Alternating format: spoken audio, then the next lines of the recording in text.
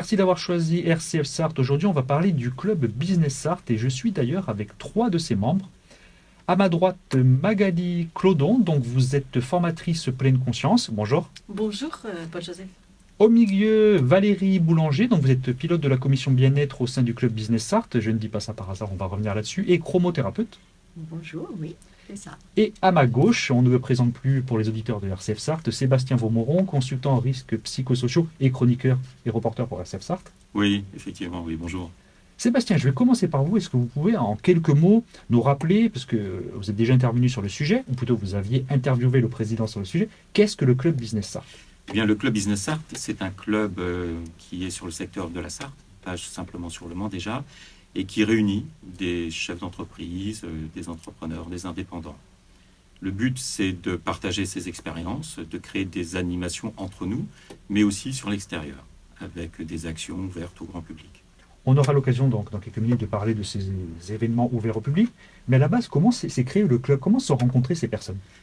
Eh bien, alors moi, j'y étais pas, mais ce qui m'a été raconté, l'histoire qui... La petite histoire dans la grande. Voilà, c'est ça exactement, l'histoire qui circule, c'est qu'au départ, c'était donc des consultants, des gens qui habitaient Le Mans et qui travaillaient sur Paris, et qui se sont rencontrés, qui ont fini par discuter entre eux, comme ça, de leur activité. Et puis, ces échanges ont mené à des échanges réguliers, et qui se sont structurés vers un premier club Business Sarthe. Et puis, il y a eu un important développement après le Covid, et aujourd'hui, on arrive à presque 300 membres.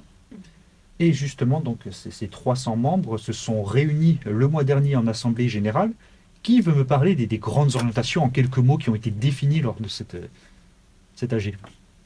Bien, j'ai envie de dire, notamment que si le club s'est beaucoup développé aussi récemment, c'est grâce à son président Jean-Pierre Fabre, hein, qui a vraiment beaucoup mis d'énergie dans ce club. Impulser un dynamisme? Absolument, absolument. Donc, et les grandes orientations, et bien justement, dans la continuité, l'idée a été de mettre en place des commissions sur différents sujets qui intéressent les entrepreneurs au sein du club. Donc, bon, je ne cite pas toutes les commissions, mais on a notamment la commission ressources humaines, commission bien-être, encore commission communication, commission commerciale ou banque.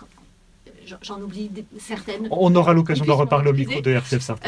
Mais ces commissions vont permettre d'élargir les événements proposés par le club et de les adresser donc en particulier vers le grand public. Vers le grand. Donc il y a eu une accélération, on peut dire, du rôle de ces commissions. Et la commission dont vous êtes tous les trois membres, la commission bien-être, organise un grand événement du 19 au 22 avril. Ah, désolé, j'ai teasé la date, mais c'est important. C'est le salon du bien-être. Je vais parler, là, je me tourne vers la pilote de cette commission bien-être. Donc Valérie Boulanger, c'est quoi ce salon du bien-être? Quelle est l'idée de base? Alors, l'idée de base, c'est de faire connaître au grand public ce que les thérapeutes peuvent proposer pour aller vers le mieux-être, hein. Le mieux-être, le bien-être pour les personnes. Donc, le salon, ça se veut être un endroit qui va être convivial. On va pouvoir échanger, où on va pouvoir accueillir les gens. Il va y avoir du thé à disposition. Donc, on est vraiment dans un lieu qui se veut autant que possible être cocoon pour accueillir les gens, pour échanger avec eux. Et ce lieu, c'est le centre commercial des Jacobins du Mans. C'est ça, ce sera au centre commercial des Jacobins, au rez-de-chaussée. Au rez-de-chaussée, parce qu'on a l'impression qu'il y a deux rez-de-chaussée en fonction du côté où on arrive. Voilà, c'est ça. Donc c'est vraiment en bas. Donc ça se passe en bas. Et il y aura combien de thérapeutes réunis ce jour-là? Enfin, ces jours-là? Alors il y a 25 thérapeutes sur la totalité des 4 jours. Et donc dans les thérapeutes, il va y avoir de la réflexologie, du massage, du shiatsu, de l'access bar, de la pleine conscience avec Magali, de la chromothérapie avec moi et encore bien d'autres que je n'ai plus en tête.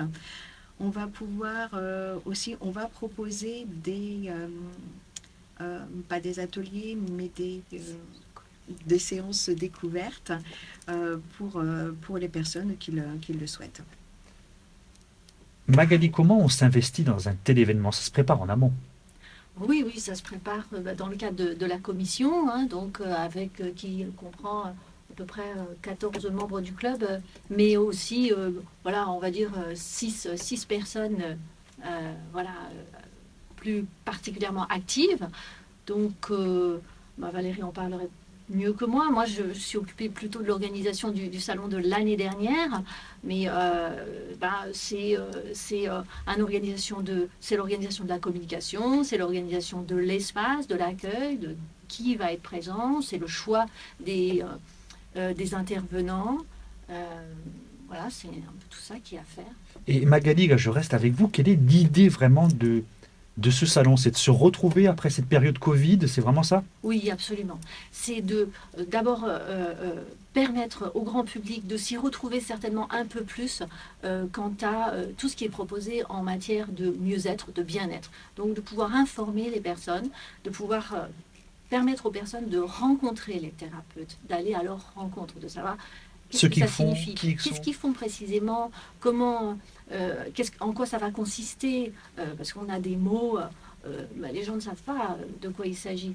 Et souvent, en complément, bien sûr, des aides qui vont être apportées quand il y a besoin de soins médicaux, c'est le médecin qui amène ce qui est nécessaire, mais souvent, on peut vraiment faciliter les choses et améliorer les soins apportés. Valérie Boulanger, c'est un événement qui est ouvert au public, évidemment. Ouvert à tout public et qui est gratuit.